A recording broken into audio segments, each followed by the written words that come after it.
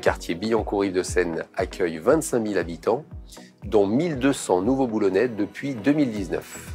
C'est le deuxième quartier le plus peuplé de la ville, et c'est un quartier jeune puisque 20% de la population a moins de 15 ans.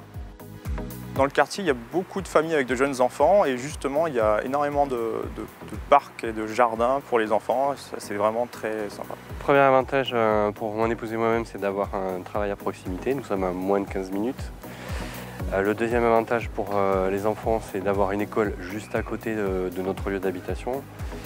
Et le troisième avantage, c'est d'avoir des commerces de proximité. Après un siècle d'activité industrielle, les terrains qui accueillaient les usines Renault ont fait l'objet d'un projet d'aménagement d'ensemble qui fait de ce quartier le premier écoquartier de France, avec notamment l'école des sciences et de la biodiversité, le parc de Billancourt, le pavillon des projets. Remarquable par ses ambitions urbaines, architecturales et environnementales, le trapèze est en voie d'achèvement avec l'île Seguin comme pôle à vocation artistique et culturelle, la nouvelle gare de la ligne 15 Sud qui sera inaugurée en 2025. Ce quartier comprend également la place Jules Guesde et ses environs, témoins de l'histoire riche du passé industriel de Billancourt. Le pont de Sèvres, ayant donné lieu à une rénovation urbaine, sans oublier la Maison de la Planète et le centre municipal e-sport. Vous pouvez rencontrer les élus de la ville à la permanence mobile, au marché Billancourt chaque mercredi de 9 h à midi et chaque premier samedi du mois de 9 h à 13 h. Au marché Escudier chaque mardi et vendredi de 9 h à midi et chaque premier dimanche du mois de 9 h à 13 h. Nous travaillons avec 24 conseillers de quartier. Ils sont les représentants de la société civile composée à parité d'hommes et de femmes de tous âges. Être conseiller de quartier, c'est être le relais entre la mairie et les habitants du quartier. C'est être à l'écoute des habitants et apporter en fait des solutions en coordination avec la mairie. C'est vraiment quelque chose que j'aime beaucoup. Des événements animent notre quartier tous les ans. Le Dîner Blanc a rassemblé en 2023 2500 personnes. Et la journée de la mobilité le long du boulevard Jean Jaurès attire chaque année plus de 25 000 boulonnais en septembre.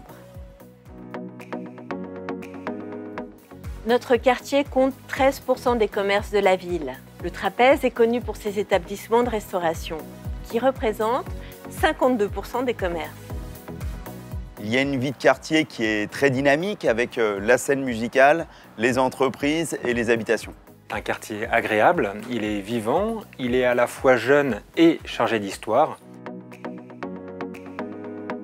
Depuis notre dernière rencontre publique en 2023, notre quartier a poursuivi sa transformation. Les allées du Mail des Provinces ont été rénovées, des plantes ajoutées, le mobilier repeint, les assises changées, le système d'arrosage réparé pour un coût de 90 000 €. Pour limiter les regroupements dans la rue nationale, la grille a été rehaussée et un espace vert a été rajouté pour 43 000 €.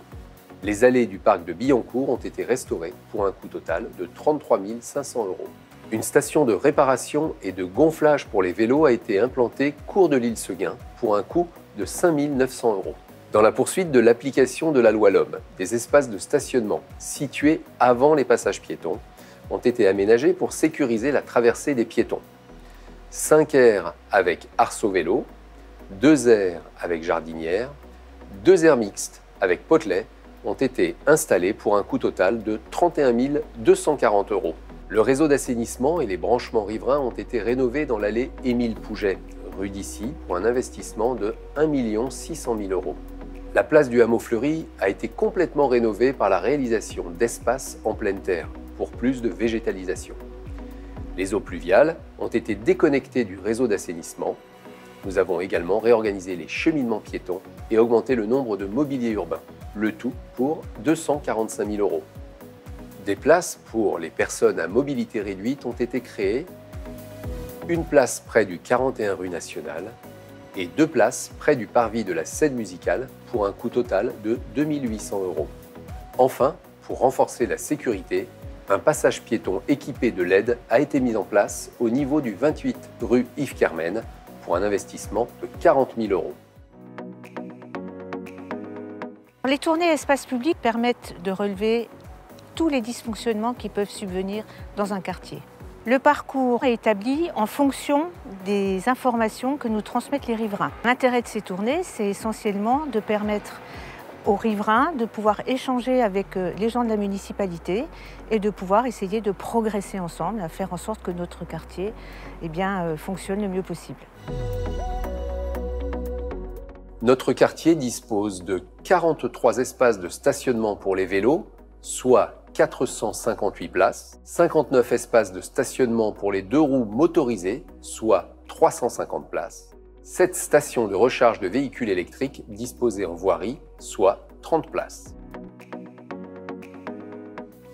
Pour lutter contre le gaspillage et soutenir l'économie circulaire sur le territoire, la collecte des déchets alimentaires est progressivement mise en place par secteur et suivant un calendrier. Le 3e secteur, qui recouvre une partie du quartier, a débuté le 23 janvier 2024. Les déchets sont collectés plusieurs fois par semaine. Les ordures ménagères le lundi, mardi, jeudi et vendredi. Les emballages, papier et carton le mercredi. Et les déchets alimentaires le mardi et le vendredi.